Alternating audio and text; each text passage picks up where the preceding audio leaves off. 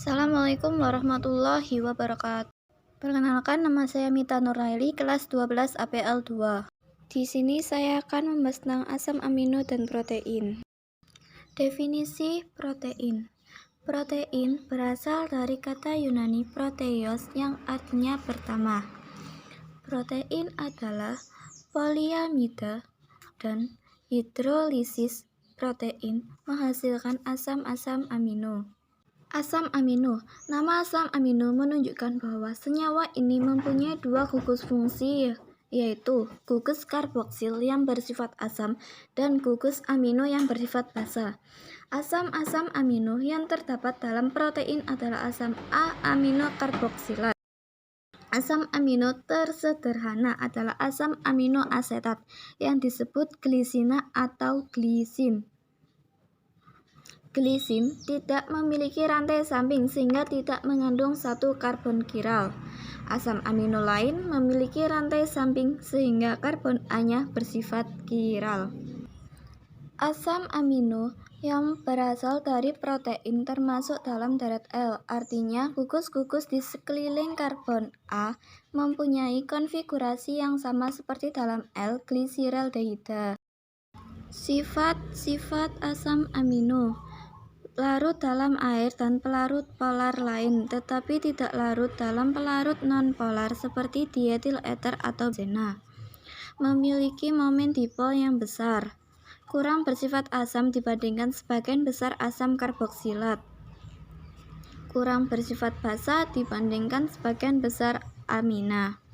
Asam amino juga memiliki 20 macam nama dan struktur penyusun protein sebagai berikut.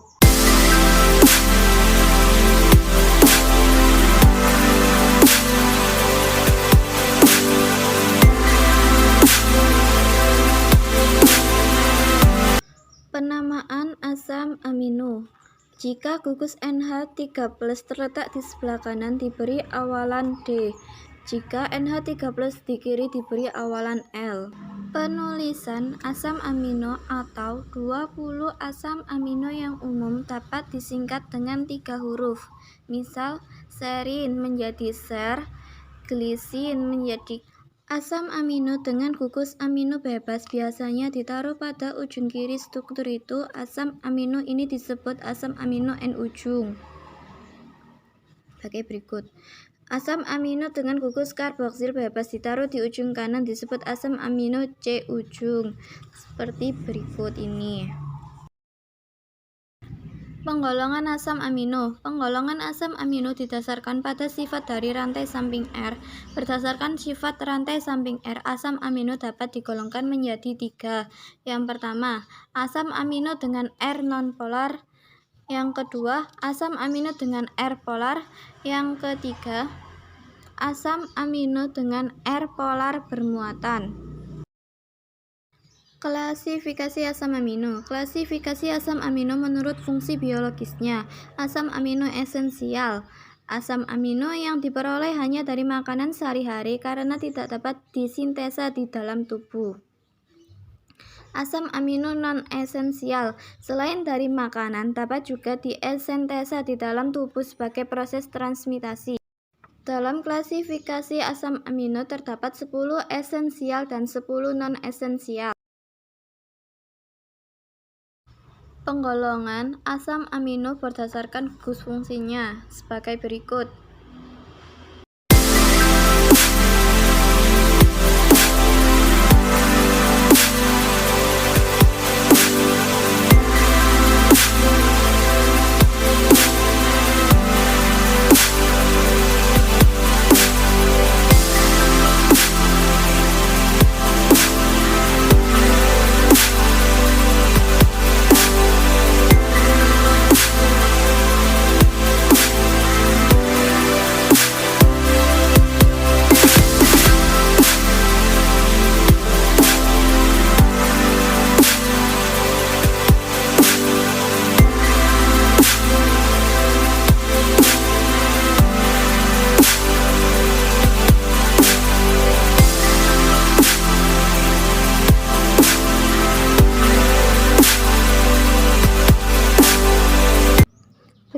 contoh dari sintesis asam amino.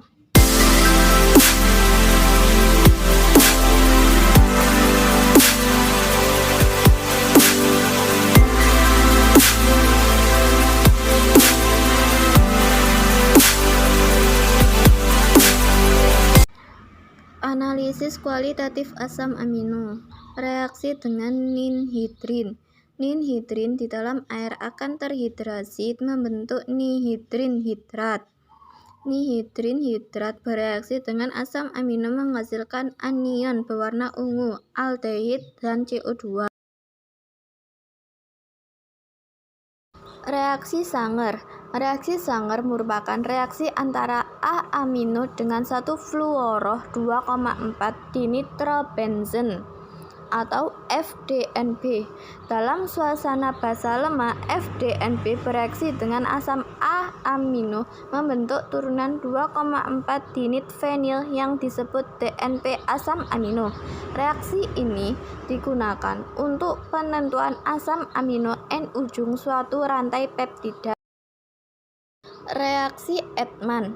Reaksi ini merupakan reaksi antara A-amino dengan fenil isotiosionat yang menghasilkan turunan fenil tiokarbonil.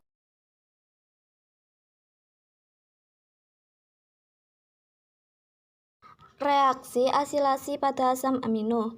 Asilasi. Gugus amino dari suatu asam amino dapat dengan mudah diasilasi dengan suatu halida asam ataupun dengan anhidrat asam untuk menghasilkan amida, karena nitrogen amida tidak bersifat basa.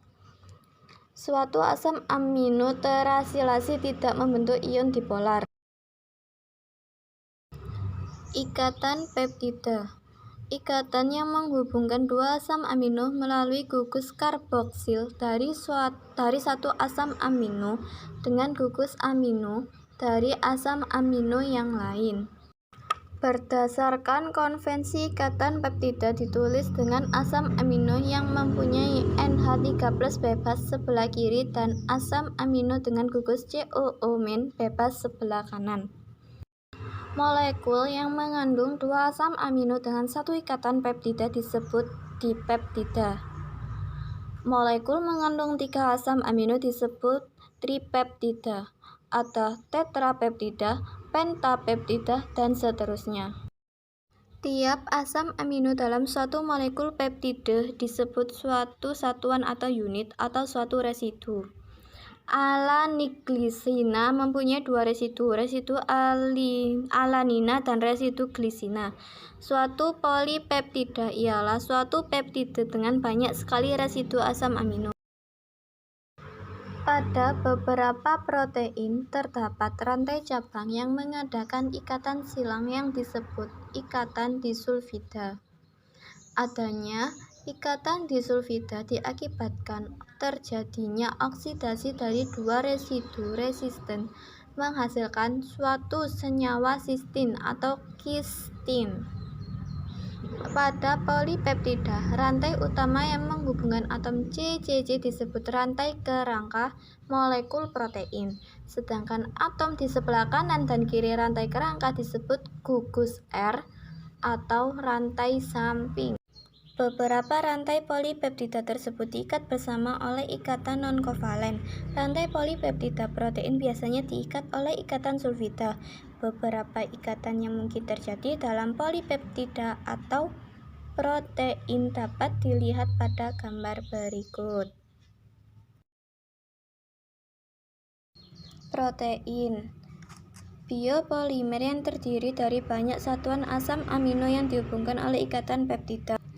Beberapa protein merupakan komponen utama dalam jaringan struktur otot, rambut, kuku, kulit. Struktur protein, struktur primer, struktur sekunder, struktur tersier, struktur kuarten.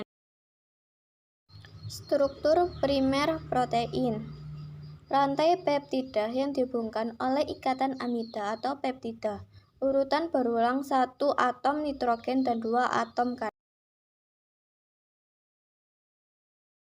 Struktur sekunder protein, ikatan hidrogen, dan ikatan bentuk heliks.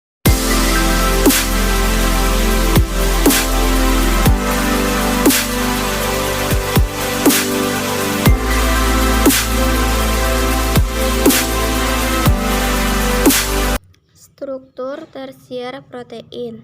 Struktur heliks lebih lengkap. Protein, serat, dan globuler. Protein, serat, kreatin, kolagen, sutera. Protein globuler, enzim, hormon, protein pengangkut, mioglobin.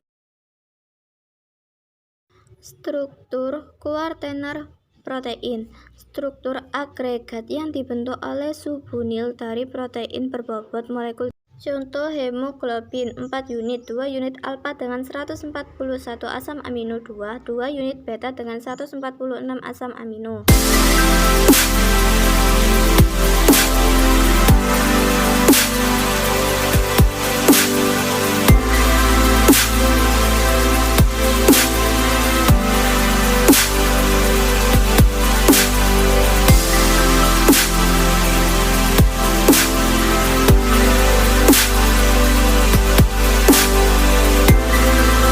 Penggolongan protein. Protein fibrous atau serat. Protein yang terdapat pada hewan tidak larut dalam air, misal keratin, kolagen, dan protein globular. Protein yang larut dalam air, misal enzim, hormon, hemoglobin, mioglobin, ovalbumin, atau pada putih telur. Fungsi protein sebagai enzim, alat pengangkut dan penyimpan, pengatur pergerakan, penunjang mekanis, pertahanan tubuh atau imunisasi, media perambatan impuls saraf, pengendalian pertumbuhan. Berikut beberapa contoh asam amino dan protein pada sediaan farmasi. Sekian, terima kasih. Wassalamualaikum warahmatullahi wabarakatuh.